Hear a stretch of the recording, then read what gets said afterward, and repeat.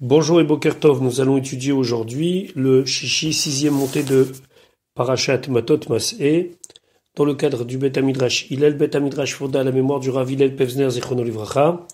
Notre étude commence au Perek Lamed Dalet, 34e chapitre du livre de Bamidbar, Pasuk Tetzaïn, verset 16.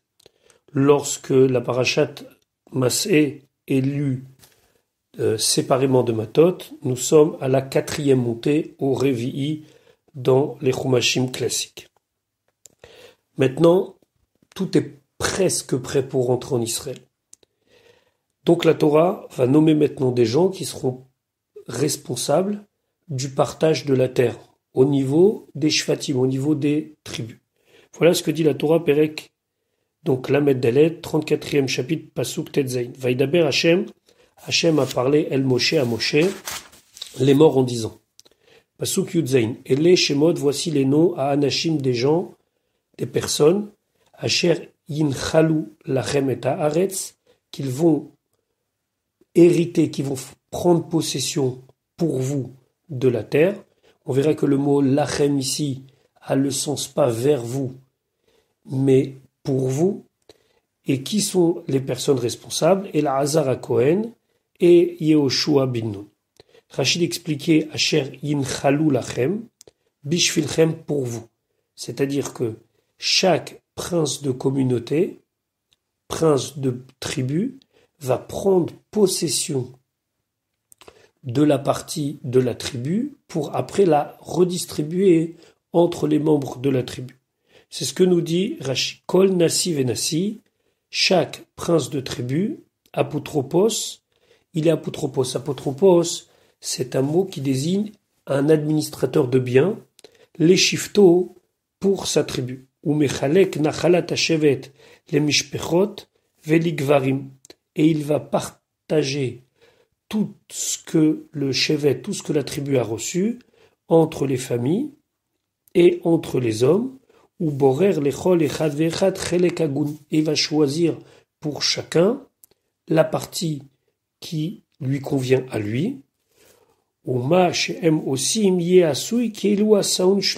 ce qu'ils font, c'est comme s'ils le font comme des mandataires de l'ensemble des personnes. Velo itachen, et c'est pas possible, les farèges, d'expliquer lachem, ce mot lachem ici, kechol lachem sheba mikra, comme tous les mots lachem qui existent dans la Torah. Shemken ayalo lichtov, parce que si c'est comme ça, il aurait pas dû marquer yinchalou, mais yanchilou lachem. Et là, le sens de Yanchilou Lachem, ce sera, ils vont donc faire prendre possession à vous, que chacun d'entre nous recevront grâce à lui. Alors que ici, Yinchalou Lachem, c'est qu'ils prennent possession, eux, comme nos shluchim, comme nos émissaires, Lachem, pour vous, comme s'ils étaient à notre place. Yinchalou Mashma, Yinchalou, ça veut dire, comme c'est marqué dans notre pasouk, chez Em Nochalim, que eux, ils prennent possession. Lachem, pour vous, Bishvilchem, Ufkomchem, pour vous et à votre place. Que mot, comme par exemple, Hachem Ilachem Lachem. Hachem va combattre pour vous. Lorsque on marque Yanchilou, ça veut dire que c'est eux qui vont nous faire prendre possession. Ici, Yinchalou, ça veut dire qu'ils prennent possession. Pour qui? Pour nous. Donc ce sont vraiment les émissaires de chaque tribu. Ici, on voit la présence de Elazar à Cohen qui joue le rôle de grand prêtre, fils de Aaron. Il passe avant Yehoshua parce que c'est le grand prêtre qui donnait, après avoir interrogé le Urim Vetumim, le hockey, l'autorisation d'aller à la guerre ou pas. Et Yehoshua bin Nun, ici, a son rôle de roi, de prince de tout Israël, à la place de Moshe Rabbeinu. Maintenant, il va falloir choisir par tribu un chef. Pasuk Yutret, Venasi Echad et un prince, Nasi Echad, un prince, Mimate par tribu, Tikrou, vous allez prendre, Linchol et Haaretz, afin qu'ils prennent possession de la terre, Hachi, Linchol et Haaretz, Sheyed Nochel, qu'il va prendre possession, Vecholek Ota, il la partage, Bimkomchem, à votre place, encore une fois, c'est lui qui prend, comme si c'était tout pour lui, mais en vérité c'est en shlichut, c'est une manière d'accomplir au nom de tous. Pasuk Yutet. Ve'ele, et voici Shemot Anashim, le nom des gens, les Maté Yehuda, pour la tribu de Yehuda, voici le Nassi, Kalev ben Yefune, Kalev ben Yefune. Ici, il n'a pas le titre de Nassi, alors que après on verra qu'on appellera les gens Nassi, on n'a pas besoin d'appeler Kalev ben Yefune Nassi. Tout le monde sait la grandeur de Kalev ben Yefune, donc il n'a pas besoin qu'on reprécise encore qu'il est Nassi. Pasuk Raf, Ulmate ben Shimon, et pour la tribu de Shimon, Shemuel ben Amioud. Ici non plus, il n'y a pas le terme de Nassi, de prince, parce que la tribu de Shimon, c'était la tribu de ceux qui avaient fauté par leur prince Zimri ben Salou, donc ils avaient perdu leur titre de Nassi. Pasuk Rafalef, les Maté Binyamin pour la tribu de Binyamin, Elidad ben Kislon. Alors Elidad ben Kislon, si on ne l'appelle pas Nassi, parce qu'en vérité, Elidad ben Kislon, c'est Eldad, le fameux Eldad qui a eu la prophétie. Eldad ou Medad, c'était deux jeunes prophètes. Donc s'il était prophète, le fait de l'appeler Nassi, c'est quelque part une descente de niveau, donc on ne l'appelle pas Nassi. Ici, donc pour Yehuda, Shimon et Binyamin, il n'y a pas le titre de Nassi. Ainsi nous explique l'Or HaChaim Akadosh au nom de Rabbeinu Nissim Gaon. Donc nous continuons Pasuk Rav Bet ou le Maté ben Dan. Concernant la tribu de Dan, Nassi, donc qui est le Nassi? Bouki ben Yogli. Pasuk Chaf Gimel, Livne Yosef pour les Bnei Yosef, les Maté Bnei Menaché, Nassi. Donc pour la branche des Bnei Menaché, le Nassi c'est Chaniel ben Ephod. Pasuk Rav Dalet ou le Maté ben Ephraim, Nassi. La deuxième branche de Yosef c'est Ephraim. Il y a un Nassi, Kemuel ben Shiftan. Pasuk Rav ou le Maté ben Zevulun Nassi, Elet Safan ben Parnach. Pasuk Rav ou le Maté ben Issachar Nassi, Paltiel ben Azan. Pasuk Rav Zayin ou le Maté ben Asher Nassi, Achiud ben Shlomi. Pasuk Rav Chet ou le Maté ben Naftali Nassi, donc pour la tribu de Naftali, Pedael ben Amioud. Il manque bien sûr Reuven et Gad, qui n'ont pas besoin d'être cités parce que eux vont habiter de l'autre côté du Jourdain, sur la rive est, et eux, on en a déjà parlé précédemment. Ici, on ne parle que de ceux qui vont prendre possession de Eretz Kenan. Pasuk Raftet, et les voici, Asher Tziva Hashem, ce que Hashem a ordonné, les Nachel et Bnei Israël, de faire hériter au Bnei Israël, de faire prendre possession au Bnei Israël, Eretz Kenaan, dans la terre de Kenan. Et là, Rachid expliquait les Nachel, qu'est-ce que c'est cette forme-là? Rachid expliquait les Nachel et Bnei Israël, She'em Yanchilu Ota Lachem, car ils vont vous la faire prendre possession, les Malkechotea, selon la manière dont cela va être partagé. Donc, on a simplement ici nommé les responsables. Il nous reste encore à désigner une tribu, celle de Lévi. Où vont habiter les Lévim? Donc nous continuons au Perek Lamédé. Le Perek Lamédé est le Chamishi de Parashat Masé lorsqu'elle est lue toute seule. Et pour nous, c'est encore dans la montée du Shishi lorsque Batot Masé sont liés ensemble. Pasuk Alev Vaidaber Hashem el Moshe. Hashem a parlé à Moshe Be'arvot Moav, dans les plaines de Moav, à Yarden, à côté du Jourdain, face à Yericho, les morts en disant. Pasuk Bet Sav ordonne et Bnei Israël ou Bnei Israël. Venatenu la Léviim, ils vont donner aux Léviim minachalat achuzatam, de la part de ce qu'ils ont pris comme possession, harim, des villes, la chevet pour s'y installer, ou migrash, et un terrain, les harim, pour les villes, sevivotehem tout autour, titenu la Léviim, vous allez donner aux Léviim. Ici donc il y a une mitzvah d'installer les Léviim dans certaines villes et de leur donner un territoire tout autour pour qu'ils puissent y vivre.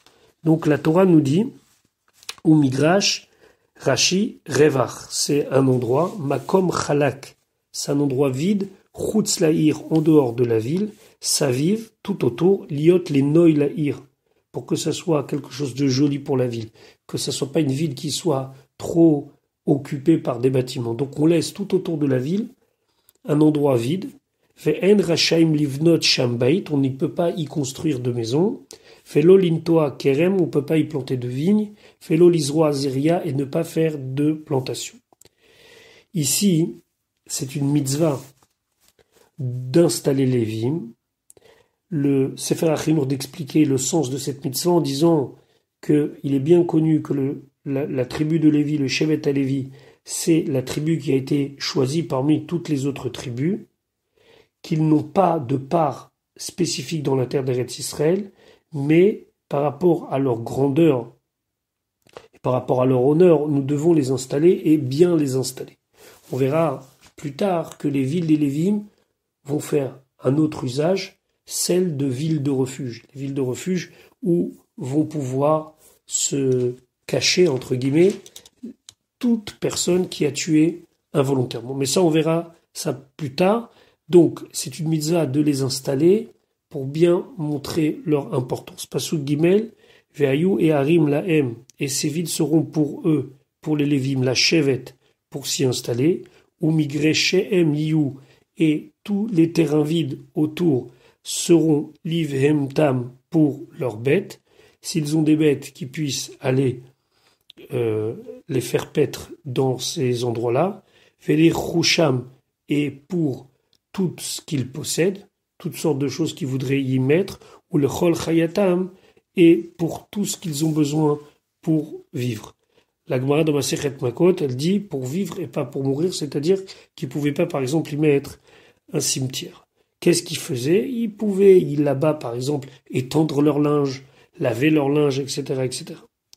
Rashi ou le Chol Chayatam, le Chol Tzorkehem, tout ce qu'ils avaient besoin pour vivre.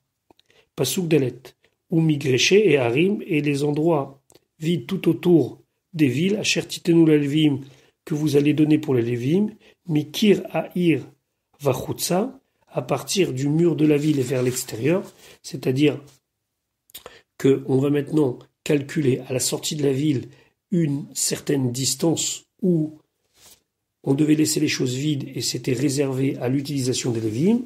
Quelle est cette distance? Elef Amas Aviv, 1000 amot, 1000 coudées tout autour, ce qui correspond grosso modo à 500 mètres, entre 500 mètres et 600 mètres tout autour de la ville.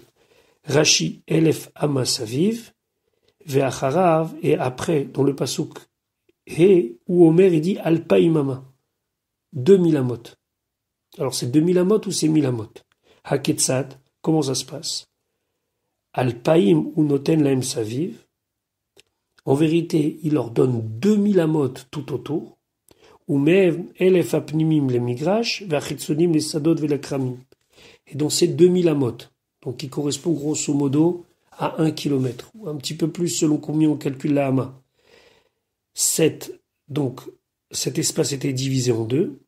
La partie collée, entre guillemets, intérieure, celle qui est juxtaposée à la sortie de la ville, était réservée à l'utilisation, mais rien n'était construit, rien n'était planté là-bas.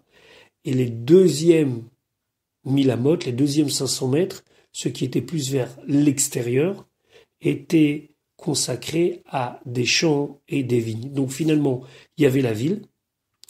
Après, tout autour, il y avait 1000 amot vides, consacrés aux besoins des Lévim, et encore 1000 amot qui étaient consacrés cette fois-ci à leur plantation.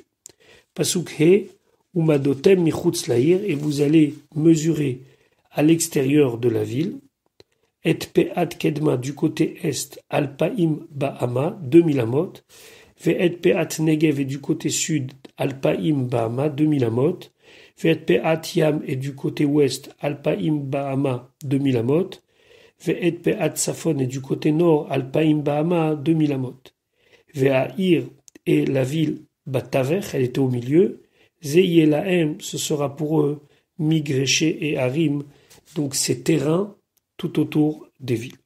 Pasuk Vav, Ve'et et Harim, et les villes, Asher Titenu la Lévim, que vous allez donner aux Lévim, et Shesh Are Hamiklat, les 6 villes de refuge, Asher Titenu, que vous allez donner, la Nous Shama Harotseach, où va se réfugier là-bas le meurtrier, ce meurtrier qui n'a pas fait exprès, va alem titenu, et sur ces 6-là, vous allez donner en plus Arbaim Ushtaim Ir, 42 villes. Donc en tout, il y avait 48 villes qui étaient consacrées à ce que l'on a dit ici, c'est-à-dire aux Lévi'im, et 48 villes qui pouvaient accueillir tous ceux qui avaient tué sans faire exprès. Pasuk Zain, Kol et Harim, toutes les villes, Asher Titenu la Lévi'im, que vous allez donner aux Lévi'im, Arbaim Ushmone Ir, il y en a 48, Heten, celles-là, ces villes-là, Ve'et, Migreshehem, et leur terrain tout autour. Pasuk Chet, Ve'arim, et les villes Asher Titenu, que vous allez donner, mais à Chuzat Bnei Israël, de la possession des Bnei Israël, mais et Harav Tarbu, de celui qui a une grande part, ou de celui qui est nombreux, vous allez prendre de manière plus importante, ou mais et Ameat, et de ceux qui sont peu, Tameitu, vous allez diminuer, vous allez prendre moins.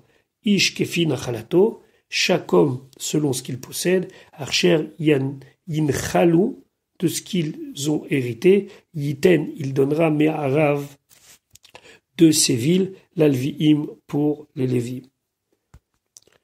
Concrètement, comment c'est passé?